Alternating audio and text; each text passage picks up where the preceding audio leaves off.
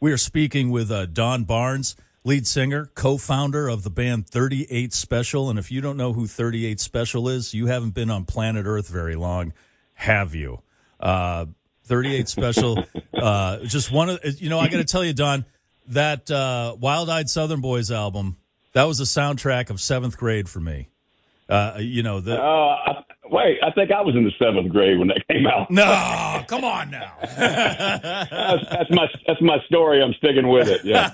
Nice. And you guys have released, several great albums, and you've just put out a new one called Milestones. And I gotta ask, and I'm sure you're getting this question now a lot: 20 years.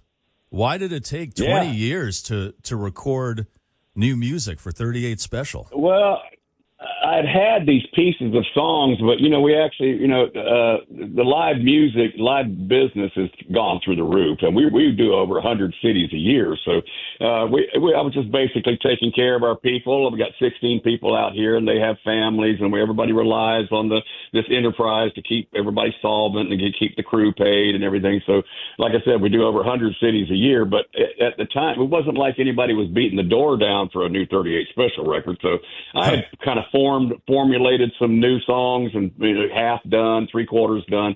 And so I had ideas and everything, but to do an album, it's pretty daunting. You have to carve out a lot of valuable time to go in the studio and then, go all the process of mixing and mastering and everything. So we would jump in and do three basic tracks and jump back out on the road and finish in the cities that we were obligated to get to.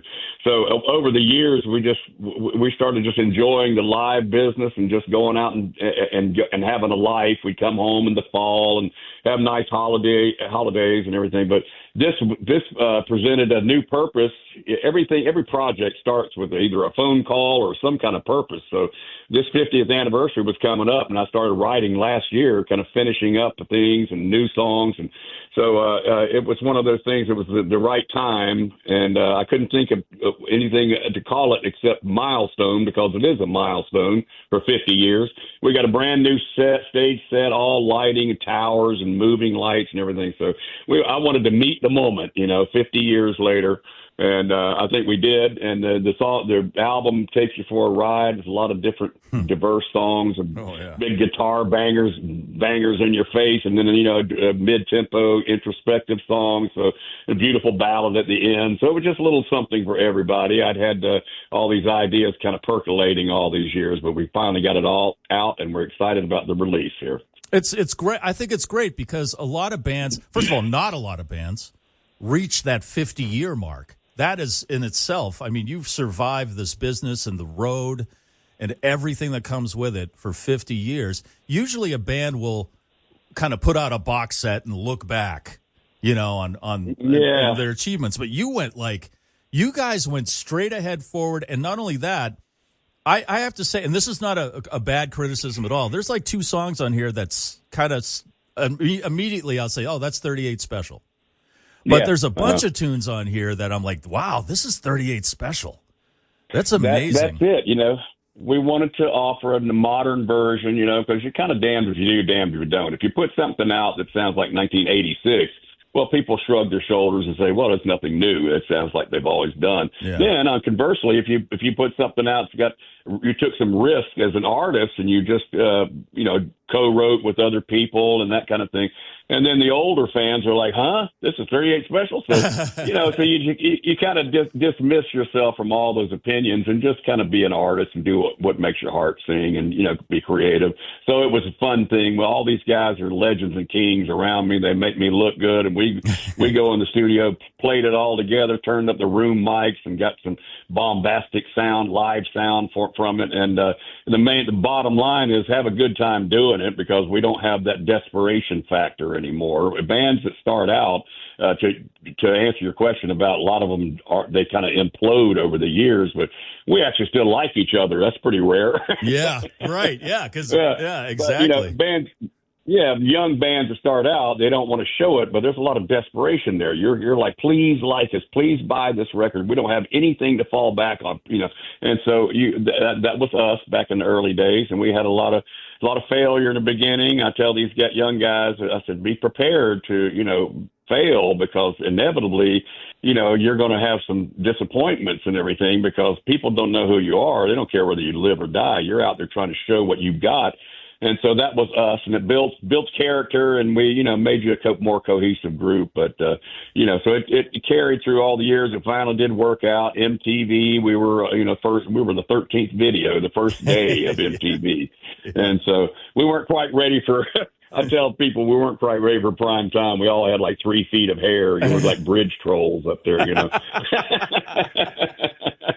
Well, that didn't get in the way of you guys of having some hits. You know, the bridge troll look seemed to work out for you a little bit back in the day. Yeah, we were against the norm. Everybody else was all, you know, perms and coiffures and all that stuff. We were up there just hammering it, leaning right into that mic, making it happen, you know. So I guess that worked out for us. But over the years, as you know, I tell these young guys, if you absolutely have to do it, but there's a lot of sacrifice. You have to be about 5 steps ahead of yourself all the time. So, you know, it's not something I highly recommend. You know, we came from Jacksonville, Florida, and it was a Navy town. That's why all those bands came from there, because it was kind of like the Liverpool of the South. You had all these sailors come in there on leave on the ships, you know, and they would go to Sailors Club. So when we were 16 years old, all of us, Dwayne Allman, Greg Allman, Ronnie Van Zandt, all Skinner, Hatchet, and everybody, we all played the enlistment clubs at a young age, playing the hit songs of the day, you know, and we watched the sailors drink and fight and everything. We're all underage up on stage. But we played, you know, Young Rascals and Three Dog Night and just all these older songs, older groups, the hit songs of the day. What happens is that we didn't realize at a younger age that you're learning the fundamentals and foundation of songwriting and songcraft, you know. So we start seeing how it went and where the payoff is in a song, and you see the pre-choruses and the bridge and the outro and everything. You see the cherry on top is that chorus, that sing-along hit hook, you know, and I was always kind of an attentive student of those kind of songs with good choruses and good songwriting. So that kind of helped me through the years. But what happens is you do that for a few years and you get a little cocky and you think, well, I can write my own songs now. And that's when you go starve for the next 10 years. So that's not something I recommend. Well, you do have guest I mean, you've always had guest songwriters like Jim Petterick, you know, from Survivor. Yeah. He's basically a member of 38 Special, I guess, when it comes to songwriting, right?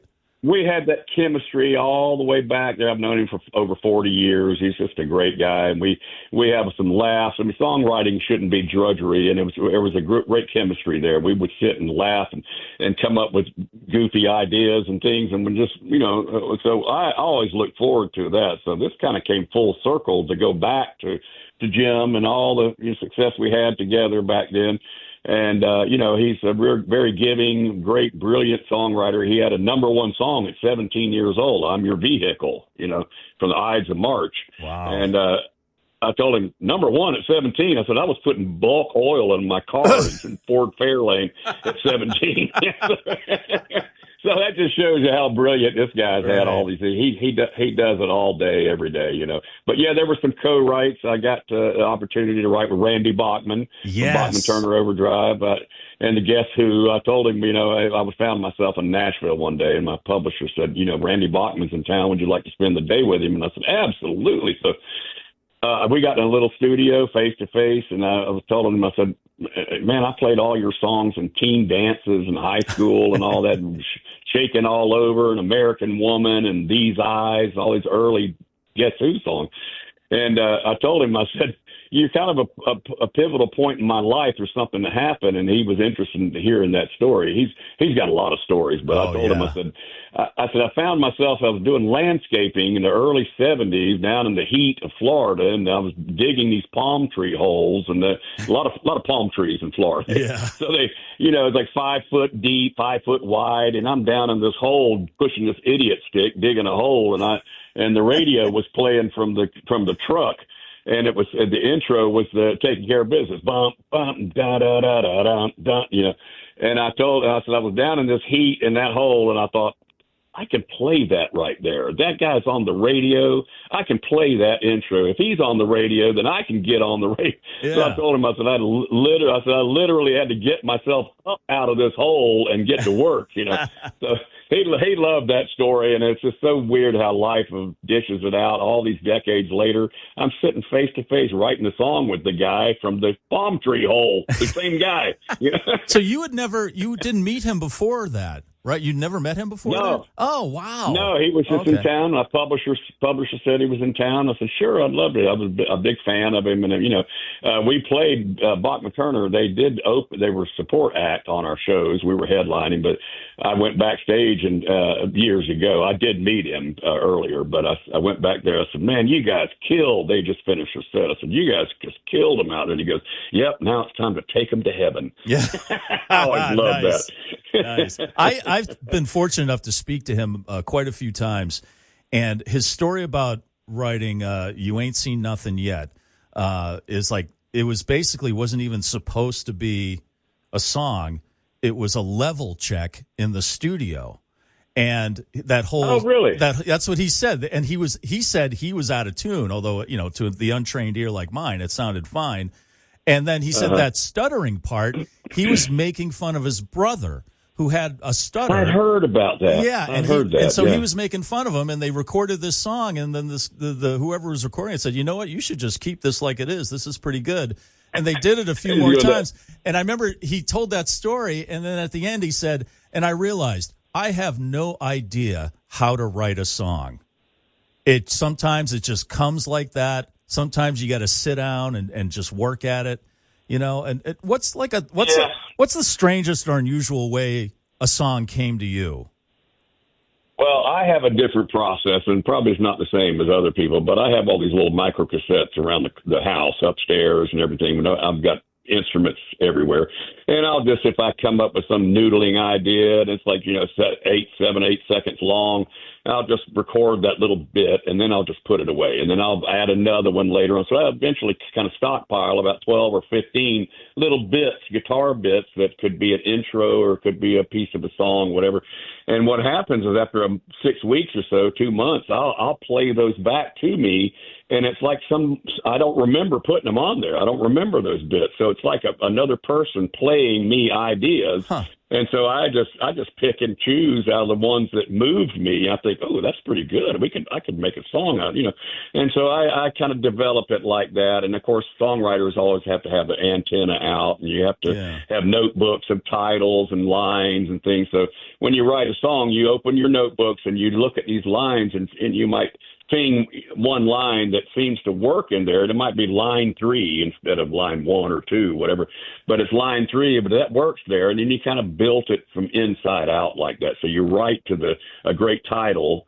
There was an instance with Jim Peterick the first day we met him, he had done "Rockin' to the Night" with Survivor. It was a demo, and they sent it to us because they left it off their record. And you know, A&M Records asked, "Would you guys like to do this?" And I remember thinking it was a chant song, and we didn't have those. "Rockin' into the," you know. And so we went in the studio one day, cut it and everything. Anyway, but so my manager said, "Would you like to write with that guy that did "Rockin' to the Night"?" Sure, you know. So he was outside of Chicago, and Jeff Carlisi, the guitar player, and myself flew to Chicago. First day we met him, get in there, and, you know, sit at his kitchen table, and he was like, you know, we got little boom box and recorders and everything, and he said, "So how you guys been doing?" I said, and I was going through a relationship that was kind of going south, and I said, man, what is it about people that just can't seem to tolerate their differences? They try to change the other person, they keep them under their thumb. I said, and I had my notebook open there. I said, "What do you think about this title, Hold On Loosely?" And he said, "Oh yeah, but don't let go." Oh, and that was it came out. Oh my God! It was just it was a perfect couplet, and we were off to the races. The first day we met him, we wrote it like an hour and a half. And it's been this anthemic song all these years. We save it to the end because it's the cherry on top, you know. And And it was just such a simple story. The chorus chords are the same as the verse chords. It's real simple, linear kind of song. But people come up and say, man, that song is so important to us. It's really helped our relationship and our marriage and all that. And I'm like looking at them sideways, like, really? Because we weren't trying to do that. We were just trying to get on the radio. Right. So that's how all those songs came about. They're true life experiences. I think that's what has lasted all these years, because they do have an element of truth to them. Yeah. Truth can't be denied. So somebody hears something and thinks, that guy is singing just my feelings. He's telling me, he's talking just how I feel right now. So that makes that connection. There was after a 9-month tour we had done, and we were ragged out and took our vacations, and we were contractually obligated to have another album out in 6 months from there, and not one person in the band had an idea of one note going on this new album. And we had a deadline. So I was dating this woman, and I said, I just can't seem to get any work done. I'm just so caught up in you all the time. And I thought, my God. Like a light bulb went on. Said, that's a pretty good title. Like I said, you got to have the antenna out. Right. That's a pretty good positive story. So all those things came from true life experiences. I could go on about all these other songs. They're all real life experiences. You can sing "I Love You" and "Miss You" all day long, but if it comes from some real life experience, it has that truth, that element in it. Well, Don Barnes, it has been a pleasure talking to you, man. It's great. And the new album, Milestone, I got to tell everybody, you got to check this out. The first half of the album is seriously gonna kick your ass. It's got some great rockin' stuff on there, and you got a song in there you do with Pat Monahan from Train, slightly controversial, and there's and there's some. It really is varied. It's incredible that a band at 50 years is not kind of resting on your laurels, and after 20 years, you're like, we're going to write something different. I think that's real ballsy, and that's awesome. Well, we tried to. 2025 version. We try to be very diverse. They have a lot of quality songs through it. It's a little bit for everybody, something for everyone. It ends with a beautiful ballad at the very end. Just to lay everything down, like all that rocking stuff is over, and this is the end. We've got great reviews. The first single, "All I Haven't Said," has got over 1 million streams and all that. I'm still trying to learn all the streaming business. I'm kind of old school. My manager and his team, they understand it, and they send me all this data, and I can't even really understand and read it, But they say it's going good, so we got a pretty good start out of the gate here. Yeah. Good. All right. Well, Don Barnes from 38 Special, thank you very much for taking the time. And the new album, Milestone, is great, and we hope to see you up here in Worcester, Massachusetts sometime soon. Thanks so much for having me on, Mike. And I just want to say to everyone, thank you for making us a part of your lives all these years. It's been 50 years. It's been a long ride. Come see us. It's always a big time. So thanks for having me on, Mike. Appreciate it, buddy.